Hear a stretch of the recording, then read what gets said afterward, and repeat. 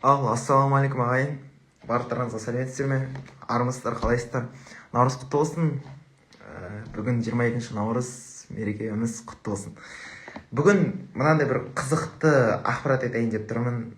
Қалай айтамын? Кітаптан оқып айтатын боламын. Соны бірге талдайтын боламыз. Негізінде біз жалпы наурыз мерекесі қалай шықты? 5000 жылдан бері тарихы бар дейміз. Оның барлығы шындық, бірақ 5000 жыл бойы қазақ соншалықты тойлап келе жатқан жоқ.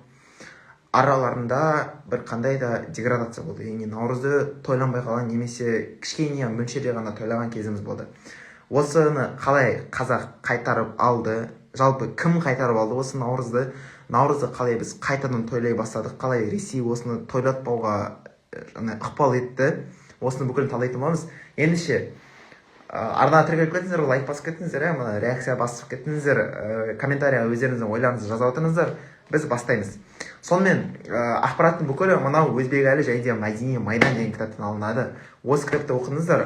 Ішінде өте көп ақпарат, өте қызық кітап. Қазір бұны талдаймыз. Ішінде наурыздың оралуы деген арнайы бөлім бар. 232 бет. Керек болса осы беттерді, осы тақырыпта талдайтын боламыз. Кеттік ал. Наурыздың оралуы. Орта Азия.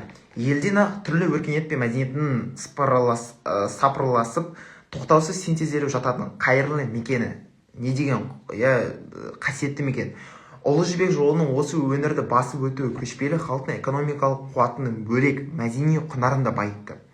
Иран және Тұран өркениеті ұдайы әсерлесіп отыратын.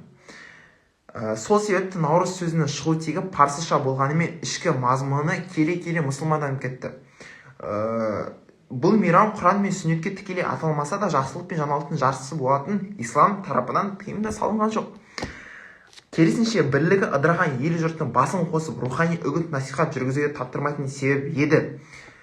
Міне, қазір анандайлар шығып жатыр ғой, наурыз бұл харам, наурыз бұл мұсылмандардың мерекесі емес деген сияқты. Жоқ, бұл жерде шариғатта ешқайда былайша айтқанда қарсы тарап жоқ бұл жерде.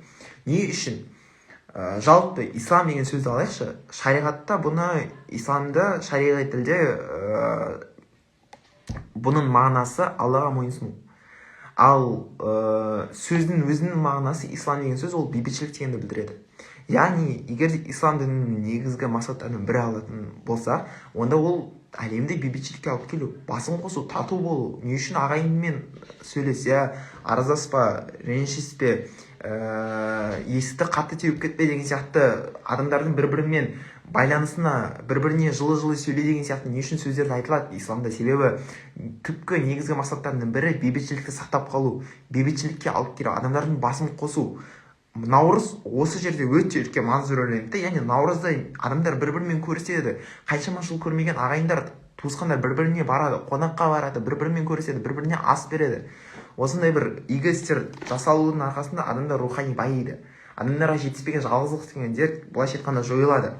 Міне, сондықтан да наурыз ол кәдімгідей былайша айтқанда мұсылманшылыққа сай келетін мейрамдардың бірі десек болады. Сондықтан қазақ топырағында өзіме ғана тән әдемі реңге боялды. Кейін ұлысты мерекесі ретінде міндетті түрде тойланатын болды. Бұл кітапта айтылып өткен ең бастапқы кез. Енді әрі қарай әңгіме қыза түседі. Қараңыздар. 1917 жылы Ресейдегі төңкерістен соң әлем тарихымен бірге қазақ мәдениетінде сойқан өзгеріске ұшырады. Бәленің бүкілі осы 1917 жылы, әрине оған дейін қандай да бір себептер болды, бірақ 1917 жылдан бастап түпкі бәле осы жерден басталды.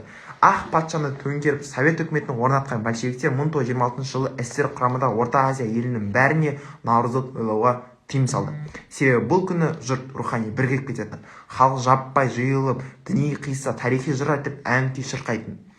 Халықтың мынау кез келген халықтың мәдени ошағы ол оның тілінде, салт дәстүрінде, музыкасында, олардың өзіне ғана тән аспаптарында деген сияқты. Осылардың бөлігі тарихи жыр, діни қисса, осылардың бүкілін тұншықтырып тастаған. Мүлде осындай да айтқан сайын халықтың руханияты ояна береді, енді түпкі өзінің бастапқы болмысына қайтып барады ғой. Сол кезде осылардың бүкілін қорыққан СССР-дің құрамындағы елдер, жалпы СССР-дің билігі дейікші, СССР-ның құрамындағы елдердің бүкіліне наурызды тойлауға тыйым салды. Бұл кезде большевиктер совет адамын жасай алмай малтығып жатқан.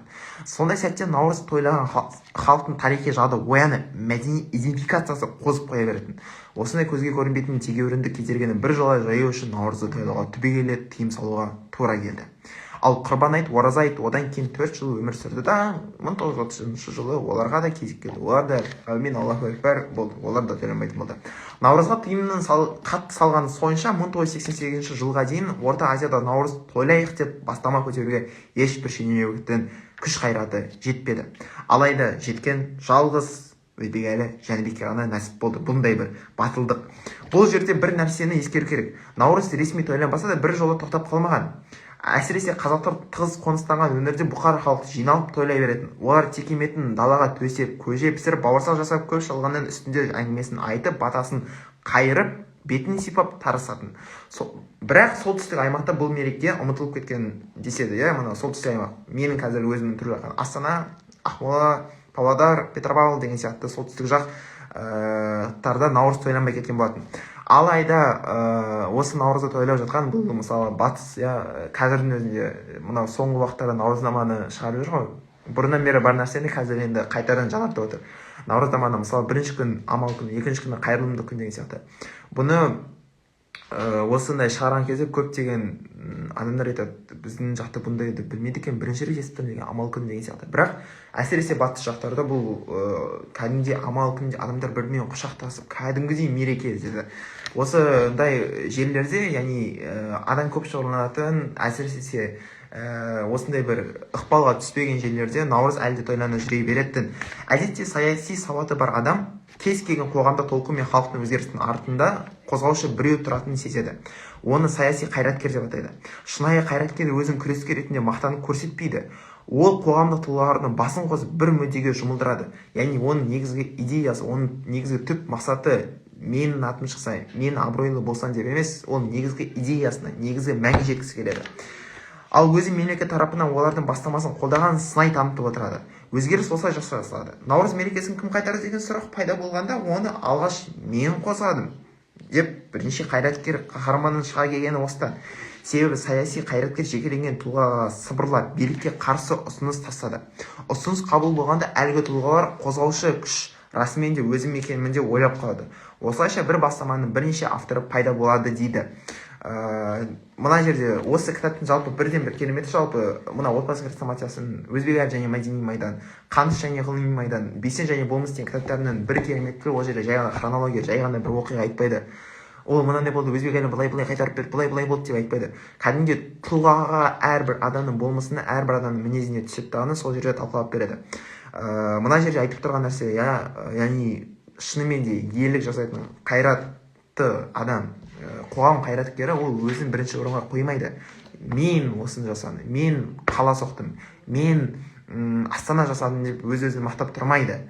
Ол жай ғана идеяның барысын адамдар жинайды, сол идеяны жүзеге асады, болды. Әрі қарай наурыздың ерте оралуына 1986 жылы желтоқсан оқиғасы тікелей әсер етті. Көтерілісте қан төгіліп бірнеше студент наға сотталды. Мәскеу билігі көтерілісі аяусыз жанса да, Алматыда бәрібір өзге атмосфера қалыптасты. Ұлттың оянуы бұрынғы орыстану ережесін бірден тежеді. Қонаевтың орнын басқан Колби ыңғайсыз жағдайға қалды дейді.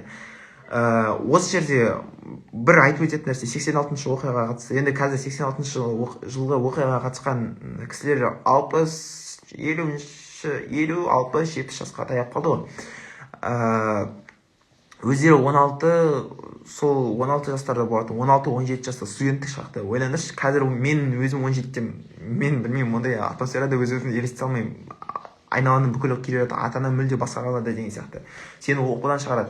Оның үстіне ол жерде цензура қатты дамыған. Қазірдің өзінде біз бірдеңе айтып отырсақ, бізге келіп, бұлай сөйлеме, ертең мына жерде адамдар келеді, айтады саған тиіседі деген сияқты болады ғой. Ал ол жерде қандай цензура кәдімгідей қатты болып тұрған кезде осындайша бір ерлік жасау деген бұл кәдімгідей ол 86 жылға оқиғаға қатысқан адамдардың өздері өзінің ерлігін көбінесе біле қоймайды, қаншалықты ерлік жасағандығын. Осындай істің арқасында жаңа Колбин енді ыңғайсыз жағдайға қалып қойды ғой. Ол абыройын көтеру үшін ұлтшылдардың мұң-зарын тыңдауға мәжбүр болды. Сүйкімді көрінгісі келгені сонша тіпті репетитор жалдап қазақ тілін үйрене бастады байғұс-ай. Құрметті оқырман, дейді кітапта. Осы жерде бір нәрсені айта кетейік. Колбин басшы болып келген соң өзбек елінің қызметі қайтадан жоғарылады.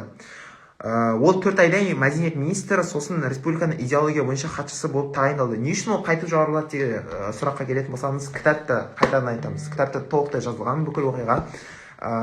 Мәдени айдау деген болатын. Яғни сені әдейі орнынан алып тастау үшін, әдейі сен бір жерге үйренісіп кетпеу үшін, әдейі сен жаңағындай күшті сенің жұмыс жасап жатқанды көргендіктен, бұл кәдімгідей қоғамға күшті болып бара жатқанын көргендіктен, бұнысынан қорқып сені әдейі алады басқа жерге ауыстырады. Тіпті бұдан да жаман бір жұмысқа араластырады.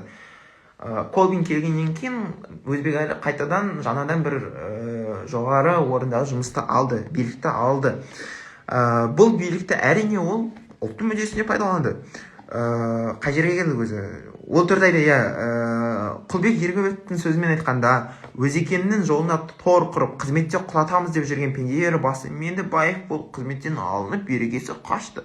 Ал бұқара жұрт үшін өзбек елінің Алматы қайта оралғаны әділдік салтанат құралғандай әсер етті. Мұхтархан мынандай бір естелік айтады екен. 1987 жылы Өзекем министр болғанда мәдениет министр болуыңызды құттықтаймын. Тарихи әділдік ақыры жеңді деп телеграмма жібердім. Телеграмма деген ол бұрындары, енді қазір ондай жоқ қой. Біз бүкіліміз телефонмен, былайша әлеуметтік желімен, WhatsApp-пен қолданамыз дегендей. Ол кездері ондай нәрсе болған жоқ. Бүкілі почтамен хат жібереді, басқа деген сияқты. Ол жерде арнайы бір өзінің ақша төлеуі болады. Яғни сен почтамен хат жіберген үшін сен мынандай ақша төлейсің. Ал егер саған почтаға қарағанда әлде қайда тез жеткіздіру үшін, қарапайымға қарағанда әлде қайда тез жеткіздіру керек болса, осыны телеграмма дейді. Яғни сен әлде қайда көп ақша төлейсің, бірақ сенің хаттың бұрынғы жай бір хаттарға қарағанда әлде қайда тез жетеді деген сияқты. Осыны телеграмма дейді. Кіре сала телеграмманы көрсетіп, сенің мынау не деді өзбекге.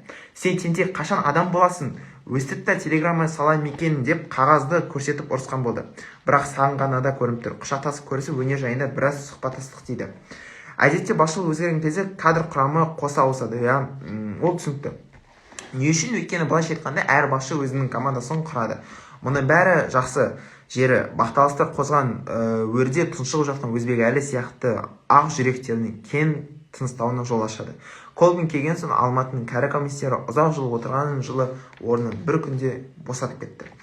Билік тізгіні қолға тиген күні өзбек әлі оны ұлт мүддесіне тиімді пайдаланды. Жаңағы айтқан нәрсе. Соның бірі Наурызды қайтару операциясы. Ол үшін ұсыныс жоғарыдан емес, төменнен түсуі шарт.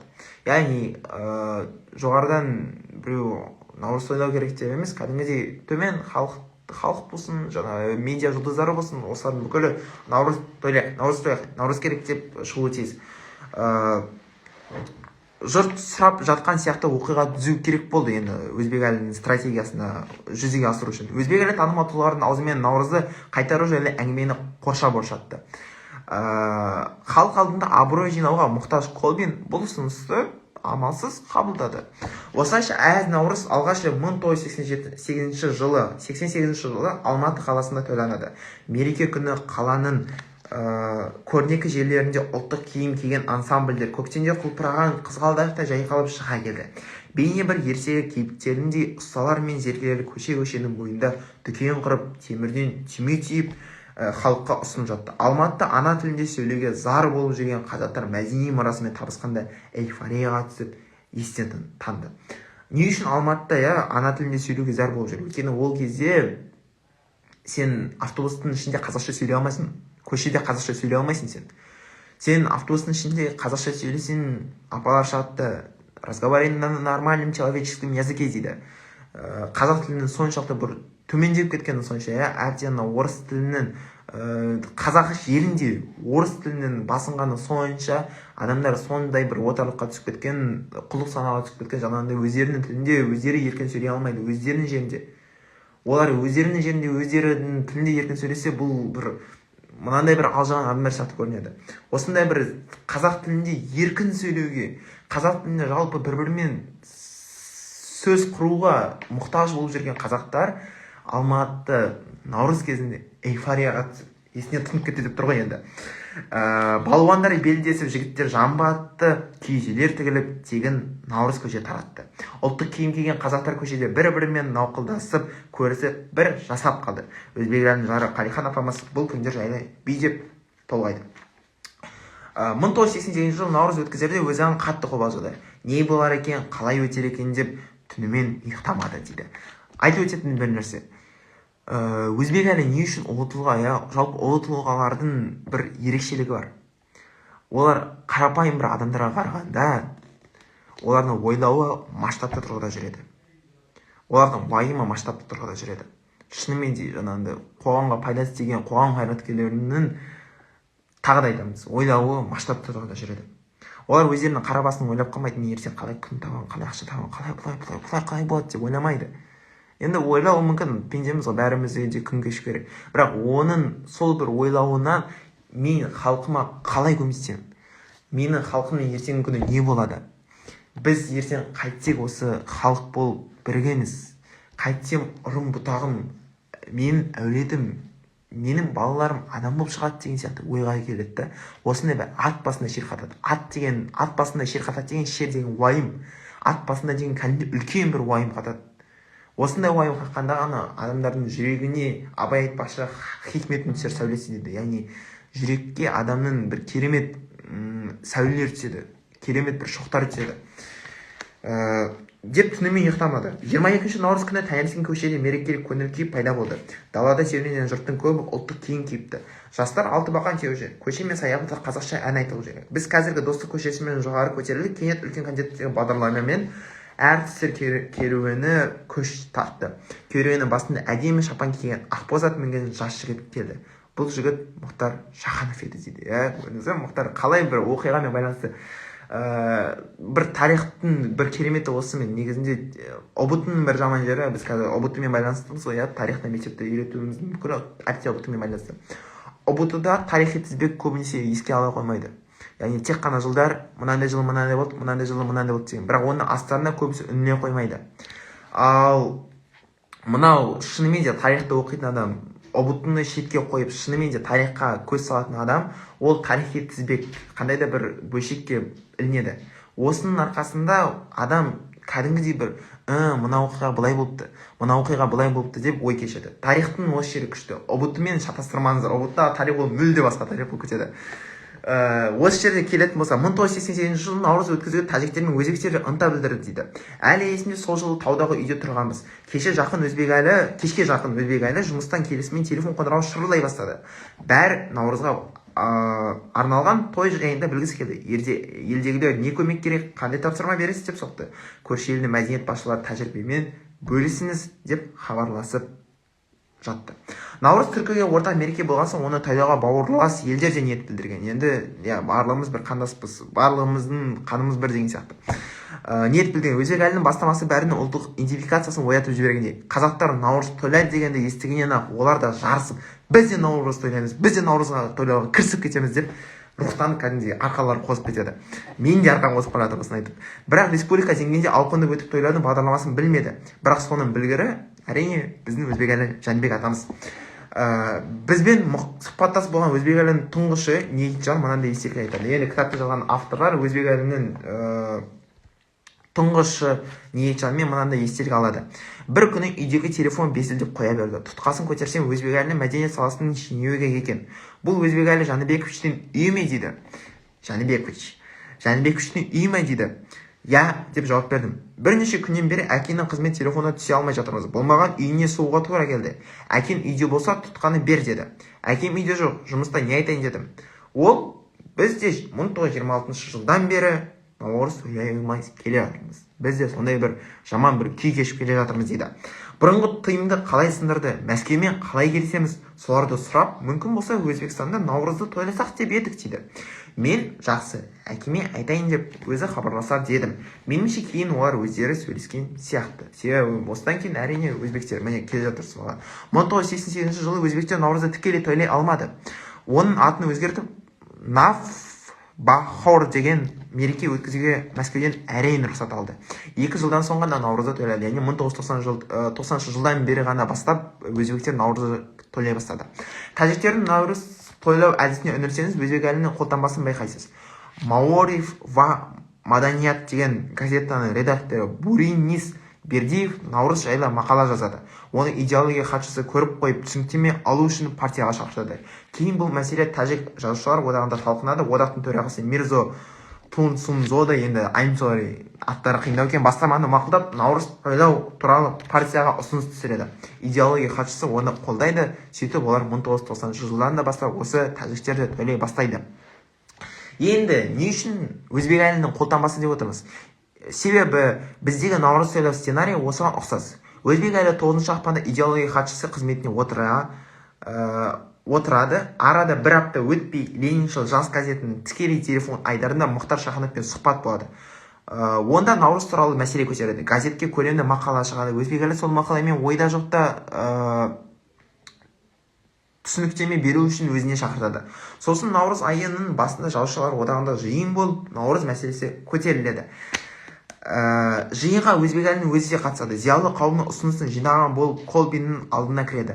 Қарап отырсаңыз, тәжіктердің рұқсат алу сценарийі біздікімен бірдей. Енді былайша айтқан кезде тәжіктер де біздің де өзбектердің де бүкіліміздің ата-бабаларымыз бір кровь не вода деген секілді ғой.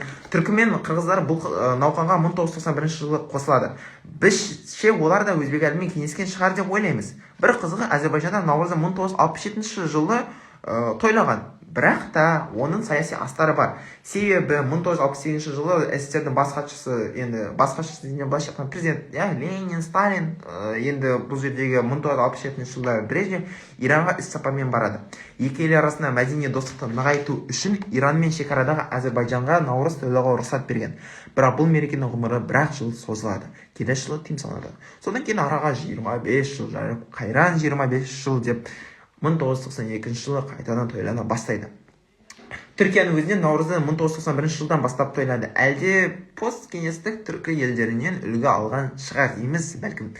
Бізге анығы наурызды істерге бойындатқан екі адам бар. Оның бірі Тұрар Рысқұлов. Ол 1920 жылы қаңтарда Түркістан Республикасы орталық атқару комитетінің төрағасы болып сайланады. Билікке келе сала Мәскеумен келіспестен наурызды мемлекеттік мереке етіп белгілеп бұйрық шығарады. Сөйтіп 1920 жылы орталық Азияда алғаш рет наурызды ресми тойлайды. Бұл тойлау 1926 жылға дейін созылады, 6 жыл. Ал екінші адам осы айтып жатқан өзбек әлі Жәнбек. Егер байқасаңыз, ол ұлыс күнін өткізуге рұқсатты наурыз айының алғашқы аптасында ғана алады. Күн мен түннен теңесе 15 шақты күн қалған, бірақ дайындыққа осы екі жұманың өзі жететін еді. Себебі өзбек әлінің жоспары мен бағдарламасы әуелден дайын. Не деген стратегия? Кабинетіне келді де телефон тұтқасын қолға алып, заматта жан-жаққа тапсырмалар береді. Былай істе, былай істе, былай істе, былай істеу керек, былай істеу керек деп. Құлбек Ергебек жинаған бір естелікте өзбек әлінің ұстазы Құтым Ордабай бүй деді. Өзбек әлі бір демалыста ауылға келіп Арыстан бабқа зиярат етіп, анасының басына Құран оқыды. Сосын ауыл қарияларының ортасында отырып бір игілікті әңгіме бастады. Наурыз мерекесі көп болды, тойланбай кетті. Наурыз жайлы көп ізденіп зерттедім. Оны атап өтуге орталық комитет қарсы емес. Жақында арнайы қаулы шығады деді. Бұл хабар бізге қуаныш лебін әкелгендей сезілді. Сөз соңында өзбек әлі наурызға дайындала беру керек деп тапсырманы да ескертті. Мен ол кезде ауданы оқу бөлімінің меңгерушісі едім. Өз екенінің қуанышты хабары барлық мектепке жеткізді. Дайындық ісі қолға алынды. Мына жерде айтып өтетін бір нәрсе. Қараңыздар, өзбек әлі бір демалыста ауылға келіп Арыстан бабқа зиярат етті дейді. Анасының басына Құран оқыды дейді. Сөздің басы бисмилля деген сөз бар. Бисмилласыз іс қылма деген сөз бар. Осындай Құран оқу арқылы, әулиелердің басына бару арқылы, зиярат ету арқылы осындай бір игі істер не үшін маңызды? Себебі бұлар өзіндік бір адамға былайша айтқанда дух береді, ғайыптық дух. Егер де біз атеистік емес, кәдімгідей мұсылманшылыққа салынатын болатын болсақ, ғайыпқа сенетін адам ретінде бұл бізге кәдімгідей бір дух береді, бұл бізге күш береді, күш қуат, энергия береді. Себебі мынандай бір сөз бар, Алла қолдасын дейді, әруақтар оңдасын дейді. Осындай бір әруақтарға құрмет көрсету барысында қабірлері нұрланған адамдардың басына барып Құран оқып, ол қабірлерін одан сайын нұрландырудың арқасында адамдардың бәле жаласы құтылады деген сияқты бір наным сенімге келеміз. Одан кейін мына жерде тағы да бір айтып өтетін, ақсақалдардың басына барып игілікті әңгіме бастады дейді. Көрдіңіздер ме? Отыратын жерде қазіргі шыны керек көбінесе ақсақалдар сәріз емес, ол жерде тек қана айтатын игілікті әңгіме. Бос сөз, бос әңгіме деген нәрсе жоқ ол жерде. Тек қана игілікті әңгіме, дұрыс бір мән мағынасы бар әңгімелер айтатын. Осындай естеліктерден оқып отырып наурыз өткізу жайлы идея әуелден өзбек елінің жоспарында болған деген тұжырымға келесіз. Әйтпесе 9 ақпанда қызметке отырған адам небәрі 40 күн ішінде наурыз өткізуге рұқсат алып, әрі оны жоғары деңгейде тойлап үлгере ала ма? Үлгеру үшін не істеу керек? Біздіңше ол наурыздың сценарийін баяғыда жазып қойған. Есіңізде болса, 1971 жылы торғайда пробада русский зимы деп атпен наурызда тойлап жүрген өзбек елі атамыз. Республика деңгейінде тойлауға қолында билік тізгіні болмады, немесе Алматыда кәрі коммунистер мүмкіндік бермеді. Сәті келгенде бір сағатты да босқа кетірмей өзі сызған сценариймен жүріп шықты. Осындай бір жоғары деңгейде наурызда керемет тойлап шықты. Соңғы жерге келіп қалдық. Сәл шыдаймыз, достар, сәл шыдаймыз. 1988 жылы қайта оралған наурыздың бұрынғы наурызға ұқсамас тұсы көп. Айталық, бұрынғы көшпелі халық өз мәдениетінің ішінде өмір сүріп жатқансын көрме ұйымдастыру, ұлттық киім кию сияқты шоу форматына элементтерден ада болған. Себебі олардың ұлттық киіммен басқа кері және шеберхана, ұстахана, киіз үй, қазан, ошақ сияқты дүние күнде көріп жүр. Ал іздер кезінде отырықшы халыққа айналған соң өз мәдениетімен алшақтады. Көбісі ұмытып қалды. Өзбек әлі үшін оларды өз мәдениетімен тұтастай таныстырып қалатын мүмкіндік наурызда ғана болды. Наурызда ғана туындады. Сондықтан қазақ мәдениетінің элементіне паш ететін қандай өнер түрі бар, соның бәрін наурызда жаппай көшеге шығарды. Мереке бір күнде жылт етіп бітіп қалмас үшін Алматының әр ауданы кезегімен бөлек-бөлек тойлады. Мәселен, Ұзынағашта 1988 жылғы наурызда 24 сәуірде өткізген. Бір ай ішінде қала қазақтары санасына жабысқан мәңгүрттік дерттен аяп рухани сауығып кеткен. Көрдіңіздер ме? Мынау қала жақсығы, мәдениет, цивилизация, мүмкіндіктер көп дейміз. Бірақ қаладағы бір үлкен минус мынау әбден жұмыс, ақша, күнделікті күйбең тіршілік деп адамдар өздерінің ішкі жан дүниесіне, мына әлемнің бір хикметіне үңілуден қалған. Сондықтан да Бауыржан атамыздың сөзі бар: мен баламның жүрегі қатайып кетпесін деп қаладан ауылға жиі жіберіп тұрамын дейді. Наурыз айында өзбек әлі торғайда жиған тәжірибесін республика қолданды. Барлық аудан мен ауылда көше тазалап, тал егуден жарыс ұйымдастырылды. Мереке біткенсін аймақ басшысы көп тал еккен көшесін таза ұстаған тұрғындарды марапаттап сыйлық береді. Соның арқасында Қазақстан қоқыстан тазарып, күзеннің терісіндей жылтырап шыға келді дейді кітапта. Өкінішке қарай қазақтардың наурызда жаппай өркениет пен мәдениетке талпыны өзбек әлінің кезінде ғана пайда болды. Мына жерден бастап енді қазір басымыз былай салбырап оқуға тура келеді. Неліктен? Себебі ол биліктен кетіп ықпалы әлсіреген соң наурыздың құнары да сұйылды. Сұйылғаны сонша 2022-2023 жылдары наурыз мейрамы тегін тамаққа таласып, бір сәт қаран тойдыратын деңгейге құлдырады. Әсіресе наурыз көшеге таласып, бір-бірін таптап, ұрсып айғайласып жатқан видеолармен ғана есте қалды. Жұрт наурыз тойлауды қайтадан ұмытып қалды. Біз наурыз тойлауды қазір ұмытып қалдық міне. Қазір тойласақ, көшеде тегін тамақ таратса, соған таласамыз. Ең басында бірігу, бейбітшілікке келу деген негізгі концепцияны жойып, рухани құндылықпен байыту деген, көкірегімізді рухани құндылықпен байыту деген негізгі мақсаттан айырылып, тамақ үшін таласып, керісінше бір-бірімізді жеуге дайын тұрамыз. Тамақ үшін. Осындай іс-шаралар кезінде мәдениет министрлігінде өзбек әлі сияқты тұлғаның жоқтығы білінеді. Халықтың рухани деградациясын алып шығу ең қырғында тамаққа таласпауды үйрететін бір шенеуік табылмады. Әрине, қоғамда немесе билікте ұраншыл, ұлтшыл қаһармандар бар. Осылай болу керек, міне мерекені ұлт пен ұлыстың басын қосатын деңгейде тойлап бер. Солардың қолына билік пен бюджет ұстатсан, ішіп жеммен аяқталатын тойдың артық ештеңе жасай алмайды. Былай қарасаң күшті. Мен сияқты. Мен де сондай ұлтшыл, ұраншыл. Былай тойлау керек, былай жасау керек деп айтамыз. Бірақ менің білмеймін енді, ол жағында менде ондай мүмкіндік туған жоқ. Бірақ мен де өз-өзіме сенімсізбін. Бәлкім менің қолыма бюджет беретін болса, немесе басқа да бір оранжылдардың қолына бюджет беретін болса, ұлтшылдардың қолына бюджет беретін болса, көбіміз тойлай алмай қаламыз. Өзбек әлі сияқты жаңағындай сол баяғы тамақтың төңірегінде наурыз болып қалады. Неліктен ол бізде шықпайды? Біз де өз ұраншылмыз ғой, біз де қазаққа жанымыз ашып тұрады, біз де наурызды тойлағымыз келеді, біз де қазақтың алдыға дамуымыз келеді. Бірақ неліктен бізде шықпайды, ал өзбек әлі де шығады? Соңғы абзац. Ол үшін өзбек әлі сияқты жеті қырлы бір сырлы болуым керек. ол этнография ғылымымен сол үшін тыңғылықты айналысты. Қазақ мәдениетінің ұсақ-түйек элементіне шейін шашау шығармай жинап жүруге бейімделді. Одан бөлек осынша мәдениетті бір уақытта жарқ еткізу үшін мемлекеттік деңгейде мерекенің концепциясын жаза алатын потенциалы болды. Және ойын алған жоспарын қорықпай жүзеге асыратын саяси жігері мұқалмады. 240 бітті. Осымен өзбек әлінің наурыз туралы арнайы бөлек бір тақырып осымен аяқталды. Бірақ та жаңағы соңғы жерін айтып өтейін. Өте қорқынышты негізінде. Соңғы жерлері. Бізде қазір наурыздың қалай тойлануы. Тамақ үшін талас. Бір-бірін өлтіруге дайын тұрады.